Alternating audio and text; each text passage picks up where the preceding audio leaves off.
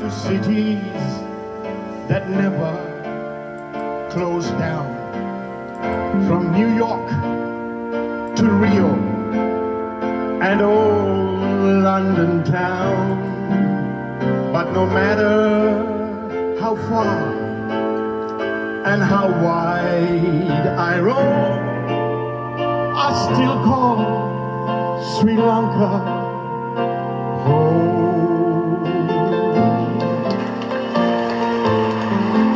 An interview on SBS Melbourne, Australia by Amita Arupragasam details the disastrous current economic situation in Sri Lanka. Sri Lanka actually owes about 29 billion US dollars in debt over the next 5 years. And our interest payments alone make up about 2/3 of government revenue.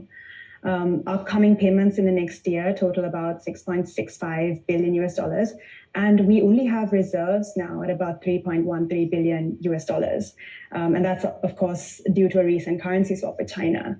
Our reserves, in other words, are dwindling, and our debt to GDP ratio is poor. So we have a debt to the GDP ratio of between 100 and 120%.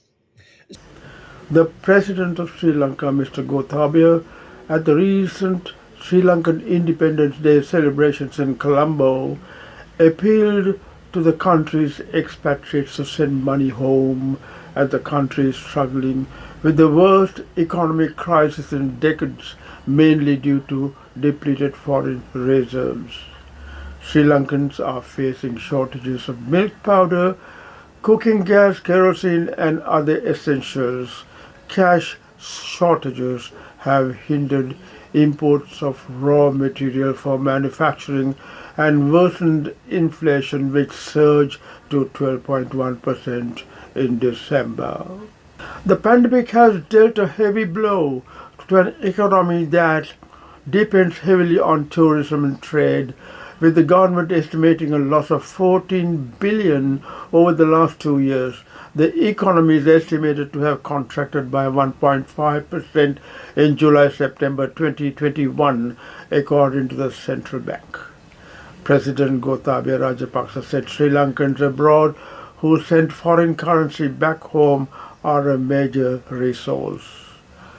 I invite all expatriate Sri Lankans to invest in their homeland, he said in an address during a ceremony marking Independence Day in the capital Colombo. A colorful military parade followed his speech. This was reported by Bharata Malavarachi in AP News. The president further said, "None of the crises we experience today are long-term problems. We can find solutions to them with an optimistic approach." Rajapaksa said, "We have faced critical problems in the recent history as well as found solutions." As Sri Lankan expatriates living abroad, the diaspora total around 3 million. Many expat colleagues I spoke with are reluctant to send their hard-earned savings to Sri Lanka to save as interest-bearing saving accounts in the banks in the country, fearing that their savings may be insecure and the government for no reason may stretch their deposits. This fear must be offset by the government and be given a written assurance that such foreign currency deposits will be safe.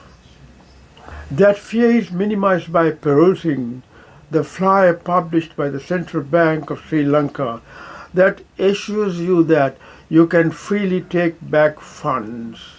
We must congratulate the government of Sri Lanka in this desperate cash-strapped situation, opening special deposit account for expats, giving a reasonable interest with additional interest per annum, and assuring that the funds can be taken back freely. So viewers, don't hesitate. Do invest your spare currency at this moment when your resident countries give very small interest returns for your savings. How far and how wide I roam, I still call Sri Lanka home. In Australia, the Reserve Bank allows only a few cents on $100, while Sri Lanka gives 4% interest per annum on the Australian dollar and further an incentive of 2% for the first year. For the US dollar for 12 months, you earn 5.5% plus 2%. For sterling pounds, 3.5% per annum plus 2%. This is guaranteed by the bank issuing a certificate, a legal document. This account is similar to the existing NRFC accounts. It is called Personal Foreign Currency Account or PFCA account.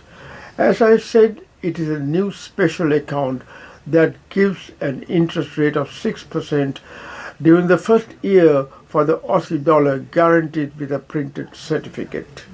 A colleague of mine related a story through Facebook that a friend of his living in Sydney at present in Sri Lanka wanted to withdraw $6,000 to pay the hotels, but the bank had refused to pay in dollars from his dollar account.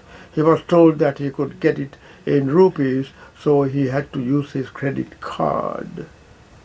It is a well-known fact that the bank rules are that in no way you could visit your bank in Sri Lanka and request for dollars from your NRFC or any other foreign currency account. The bank is permitted to transfer your dollar account to another branch locally or to any foreign bank according to central bank regulations. A tip for those who wish to withdraw money from their dollar account would be to open a rupee account and debit to your NRFC reserves. Get a debit card which can be used in any country you travel to. All dollar accounts for expatriates are classified in Sri Lanka as follows. Non-resident foreign currency account, that's NRFC. Non-resident non-national foreign currency accounts, NRNNFAs, opened and maintained, have now merged and redesigned as personal foreign currency account or PFCAs. I have detailed the attractive interest rates on PFCA accounts.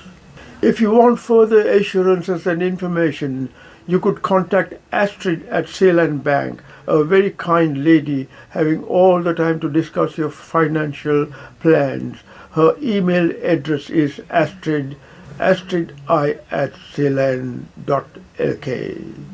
I'm in no way promoting this bank, but make it is easier to fulfill your dreams of opening a PFCA account. You may inquire from your own bank if required.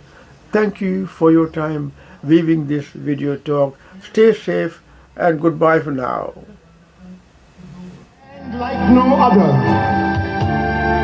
the one Asia, so Sri Lanka, and we fly Sri Lanka. But no matter how far and how wide we roam, we still call Sri Lanka. I still call Sri Lanka, and I always fly Sri Lanka.